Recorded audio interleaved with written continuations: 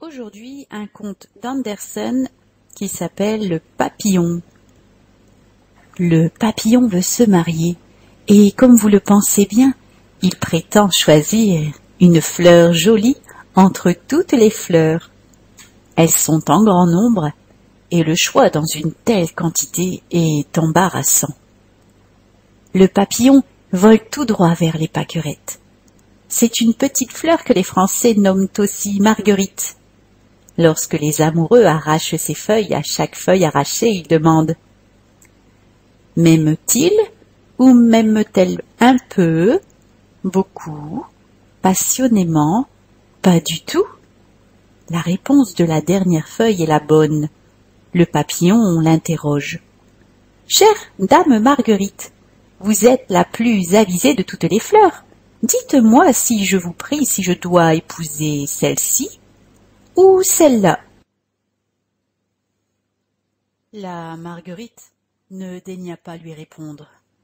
Elle était si mécontente de ce qu'il l'avait appelée dame, alors qu'elle était encore demoiselle, ce qui n'était pas du tout la même chose. Il renouvela 2 fois sa question, et lorsqu'il vit qu'elle gardait le silence, il partit pour aller faire sa cour ailleurs. On était au premier jour du printemps. Les crocus et les perce-neige fleurissaient alentour. « Jolie charmante fleurette !» dit le papillon. Mais elles ont encore un peu trop la tournure des pensionnaires. Comme les très jeunes gens, il regardait de préférence les personnes plus âgées que lui. Il s'envola vers les anémones. Il les trouva un peu trop amères à son goût. Les violettes lui parurent trop sentimentales. La fleur de tilleul était trop petite et de plus, elle avait une trop nombreuse parenté. La fleur de pommier rivalisait avec la rose, mais elle s'ouvrait aujourd'hui pour périr demain et tomber au premier souffle du vent. Un mariage avec un être si délicat durerait trop peu de temps. La fleur des pois lui plut entre toutes. Elle est blanche et rouge, fraîche et gracieuse. Elle a beaucoup de distinction, et en même temps, elle est bonne ménagère, et ne dédaigne pas les soins domestiques.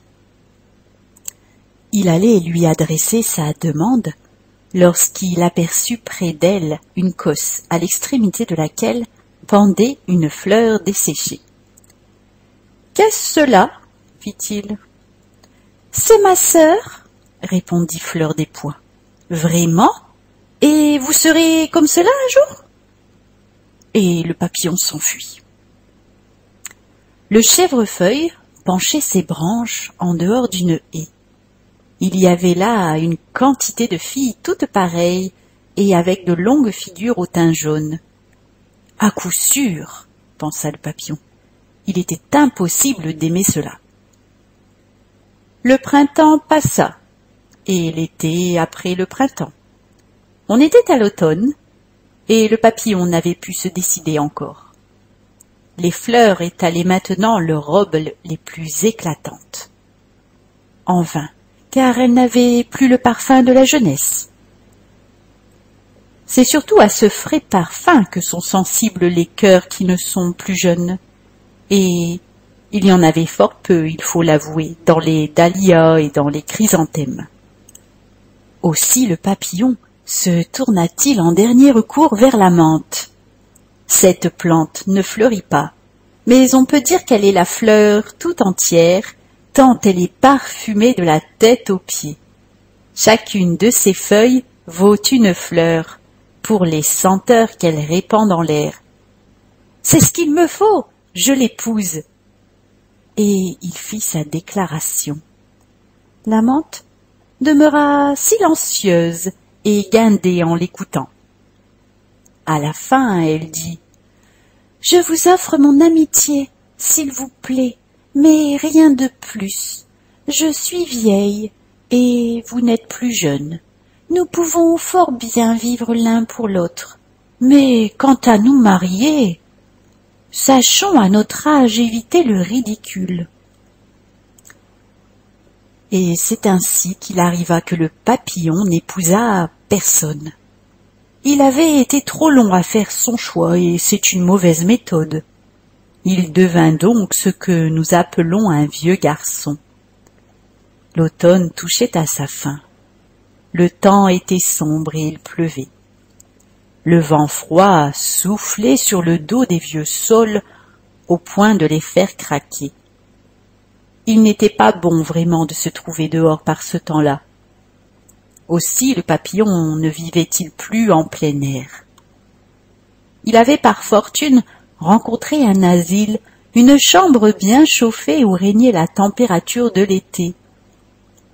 Il y eût pu vivre assez bien, mais il se dit: « Ce n'est pas tout de vivre, encore faut-il la liberté, un rayon de soleil et une petite fleur. » Il vola vers la fenêtre et se heurta à la vitre. On l'aperçut, on l'admira, et on le captura, on le ficha dans la boîte aux curiosités. « Me voici sur une tige comme les fleurs, » se dit le papillon. « Certainement, ce n'est pas très agréable, mais enfin, on est casé. Cela ressemble au mariage. » Il se consolait jusqu'à un certain point avec cette pensée. « C'est une pauvre consolation, » murmurèrent railleusement quelques plantes qui étaient là dans les pots pour égayer la chambre. Le papillon se dit: « Il n'y a rien à attendre de ces plantes bien installées dans leur pot. Elles sont trop à leur aise pour être humaines. »